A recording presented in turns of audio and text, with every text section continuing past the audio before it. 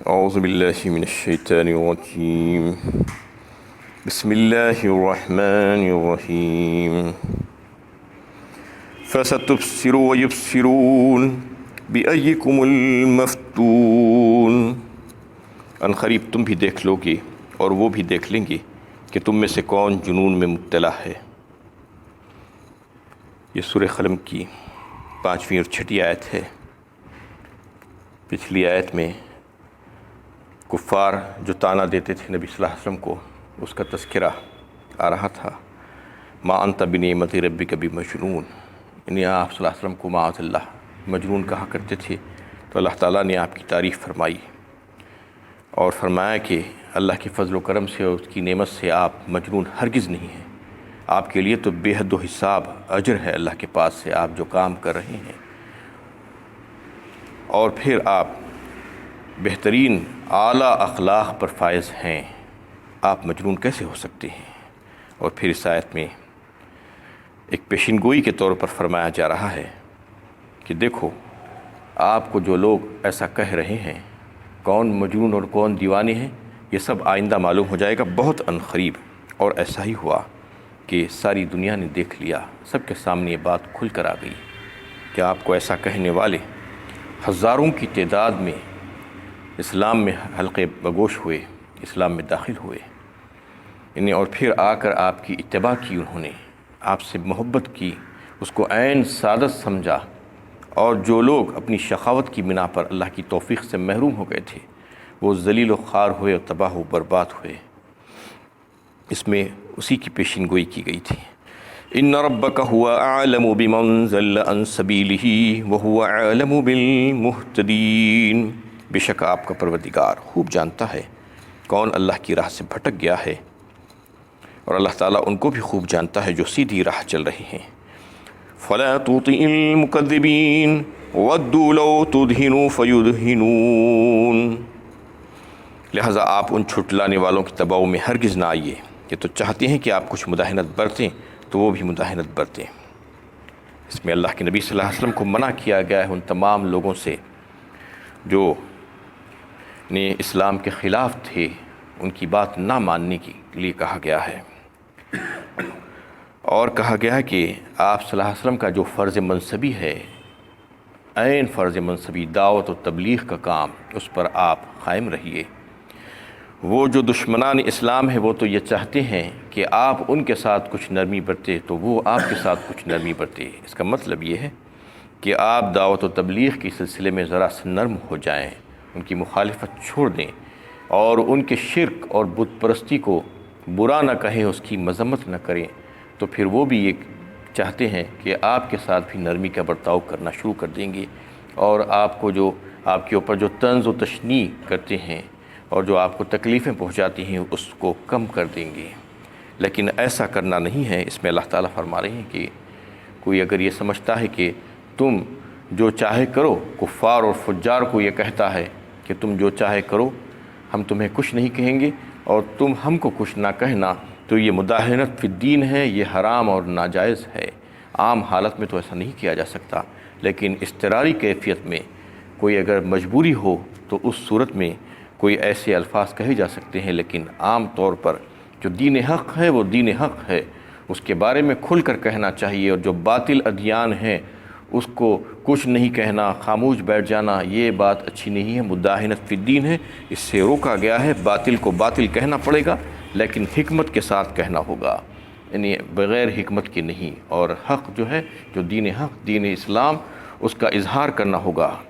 وَلَا تُطِعْ كُلَّ حَلَّافٍ مَّهِينٍ ہمازٍ مَّشَّاءٍ بِنَمِيمٍ مَّنَّاعٍ لِّلْخَيْرِ مُعْتَدٍ أَثِيمٍ عُتُلٍ بَعْدَ ذَلِكَ زَنِيمٍ أَن كَانَ ذَا مَالٍ وَبَنِينَ إِذَا تُتْلَىٰ عَلَيْهِ آيَاتُنَا قَالَ أَسَاطِيرُ الْأَوَّلِينَ سَنَسِمُهُ عَلَى الْخُرْطُومِ، آپ کسی ایسے شخص کا کہنا ہرگز نہ مانیں جو بہت خصمیں کھانے والا گھٹیا قسم کا آدمی ہے، تانے دیتا ہے، چغلیاں کھاتا پھرتا ہے، نیک کام سے روکتا ہے، حد اعتدال سے گزر جانے والا ہے، سخت بدکار ہے، بد مزاج و شریر النفس ہے، ان سارے عیوب کے ساتھ ساتھ بد اصل بھی ہے۔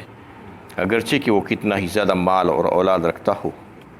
جب ہماری آیتیں اس کے سامنے پڑھی جاتی ہیں تو کہتا ہے کہ یہ اگلوں کی بے سند افسانے ہیں، سو ہم عنقریب اس کی ناک پر داغ لگائیں گے۔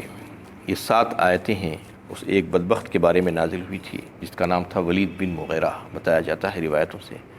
اس سے پہلی آیت میں اللہ تعالیٰ نے منع کیا تھا اور روکا تھا کہ وہ کفار اور مشرکین اور فجار کی باتوں میں نہ آنا اور ان کی بات نہیں ماننا۔ دین کے معاملے میں جو کام آپ کا تبلیغ کے ذمے ہیں، آپ کی فرض منصبی میں سے ہے، اس کو آپ کرتے جانا۔ تمام مسلمانوں کو بھی آپ صلی اللہ علیہ وسلم کے ذریعے سے یہی حکم ہے کہ مداہنت فی الدین جائز نہیں ہے، دین حق کو دین حق کی طرح پیش کرنا چاہیے اور ان کے ساتھ کسی قسم کی کوئی نرمی کی کوئی ضرورت نہیں ہے۔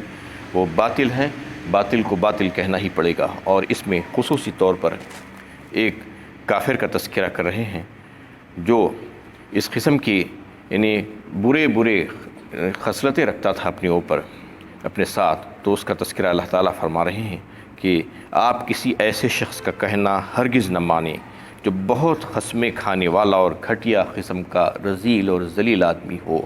اس کی یہ رذیل قسمت تھی اس کے پاس، اور جو ہے یہ صفتیں اس کے پاس پائی جاتی تھی۔ حماز مشاء بنمیم فرمایا، تانے دیتا ہے، چغلیاں کھاتا ہے، لوگوں کی غیبت کرتا ہے، لوگوں کو برے ناموں سے پکارتا ہے۔ مناع للخیر معتد اثیم، نیک کام کرنے سے روکتا ہے۔ خیر 2 معنوں میں آتا ہے عربی میں، ایک مال کے معنی میں بھی آتا ہے، دوسرا بھلائی اور بہتری کے معنی میں بھی، نیکی کے ثواب کے کاموں کے معنی میں بھی آتا ہے۔ اگر اس کا معنی مال ہے تو اس کا مطلب یہ ہے کہ اللہ تعالیٰ نے اس کو جو مال دیا تھا وہ اتنا کنجوس اور بخیل ہو گیا تھا کہ کسی کو ایک کوڑی دینا نہیں چاہتا تھا اور اس سے لوگوں کو روکتا بھی تھا۔ اور پھر اگر نیکی اور بھلائی سے اس سے مراد ہے تو مطلب یہ ہے کہ وہ ہر خیر اور نیکی کے کاموں سے لوگوں کو روکتا تھا۔ دین اسلام کی سچائی لوگوں کے سامنے ظاہر ہونے نہیں دیتا تھا، اس کو اظہار نہیں کرتا تھا۔ معتد کہا اللہ تعالیٰ نے، حد اعتدال سے گزر جانے والا، جو حدود اللہ تعالیٰ نے مقرر فرمائے ہیں اس کو پھلانگنے والا۔ اثیم کہا، اثیم گنہگار، سخت گنہگار، اور پھر ظالم تھا، وہ لوگوں پر ظلم و جور کیا کرتا تھا۔ عتل بعد ذلک زنیم، بد مزاج اور شریر نفس، یعنی ہر قسم کی برائی اس کے پاس موجود تھی۔ اس کے ساتھ ساتھ سب سے بڑی برائی اللہ تعالیٰ یہ فرما رہے کہ زنیم، اس کے سارے عیوب کے ساتھ وہ بد اصل بھی تھا، یعنی ولد الزنا تھا، اس کا باپ کا کوئی پتہ نہیں تھا۔ یہ اتنی ساری خرابیاں اس کے پاس موجود تھی، اور وہ سب سے بڑا اسلام کا دشمن تھا ولید بن مغیرہ۔ ان کان ذا مال و بنین، اگرچہ کہ وہ کتنا ہی زیادہ مالدار اور اولاد رکھتا ہو، اور اس کا مطلب یہ تھا کہ وہ مغرور ہو گیا تھا اولاد اور مال کی وجہ سے۔ اللہ تعالیٰ نے اس کو جو عطا فرمائی تھی، یا لوگوں کا لحاظ نہیں کرتا تھا۔ اللہ تعالیٰ فرما رہے ہیں کہ تم بھی اس کا لحاظ نہیں کرنا اس کے مال اور اولاد کی وجہ سے، اس کے روب میں نہیں آنا۔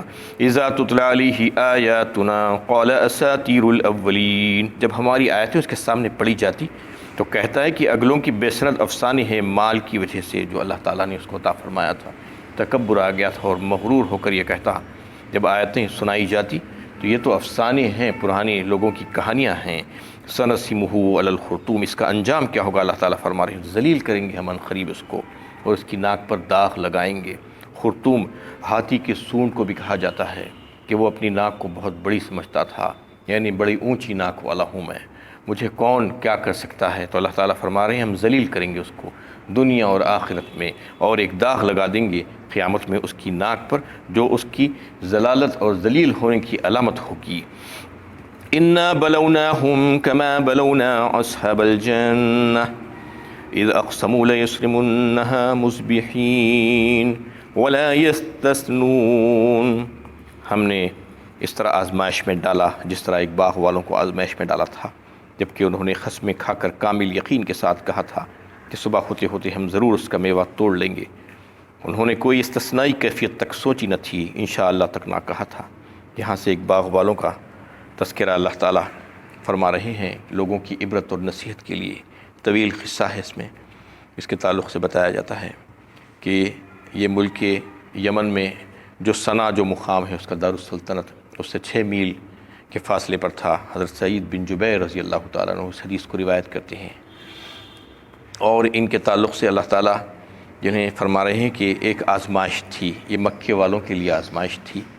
یہ بتایا گیا تھا کہ یہ لوگوں کو اللہ تعالیٰ نے یعنی بے شمار نعمتیں عطا فرمائی تھی، اس کے باوجود انہوں نے اللہ تعالیٰ کی ناشکری کی تو اللہ تعالیٰ کا عذاب آیا ان کے اوپر، اور پھر ان کی ساری نعمتیں سلب کر لی گئی۔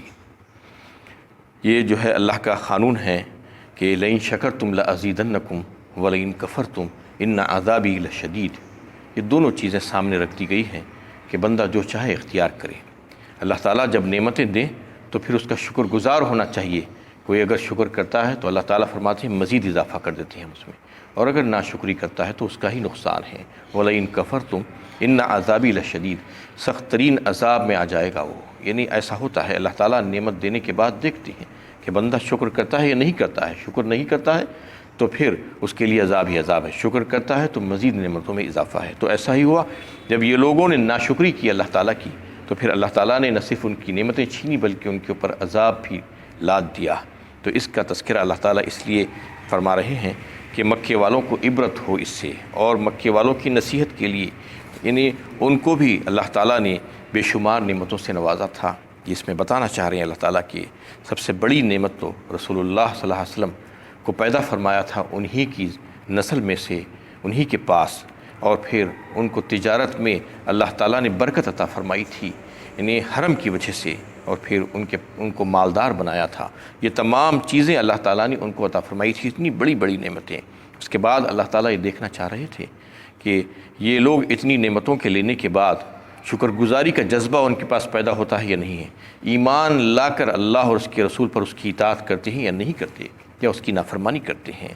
اور یہ سارے واقعات ان کو سنائے گئے عبرت اور نصیحت کے لیے کہ دیکھو یہ واقعہ جو پیش آیا تھا اس سے عبرت حاصل کرو کہ وہ لوگوں نے کیسا کیا تھا جب اللہ تعالیٰ نے ان کو نعمتوں سے نوازا تھا۔ اس کا تفصیل جو آتی ہے اس میں یہ کہ یہ باغ والوں کا جو تذکرہ آتا ہے، وہ باغ کس کا تھا؟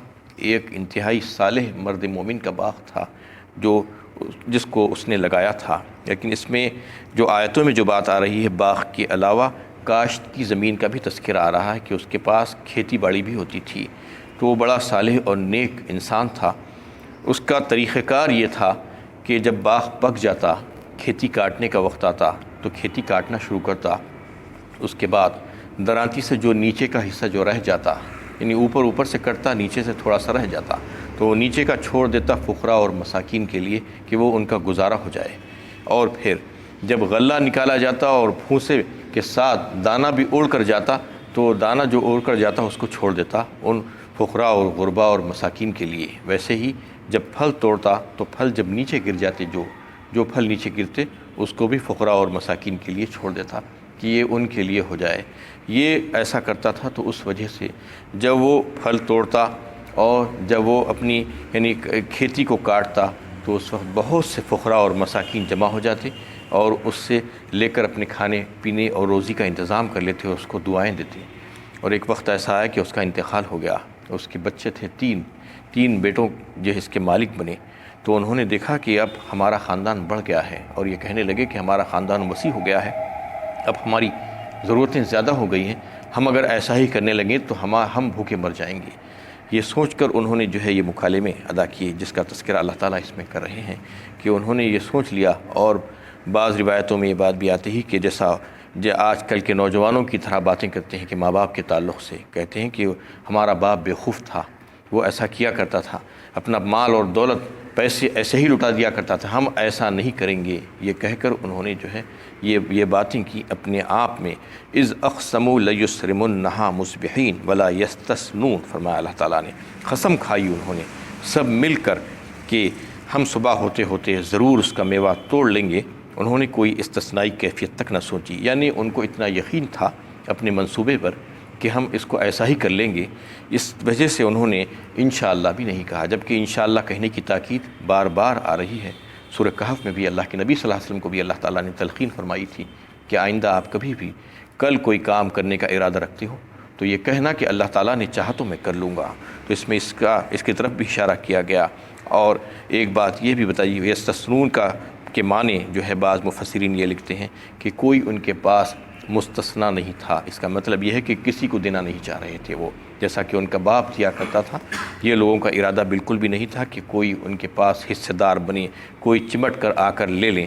فطاف علیہا طائف من ربک وہم نائمون، آپ کے پروردگار کی طرف سے اس پر ایک جلا دینے والی ہوا کا جھونکا چل گیا اور وہ سوتے ہی رہے، بس وہ کٹی ہوئی کھیتی کی طرح ہو گیا۔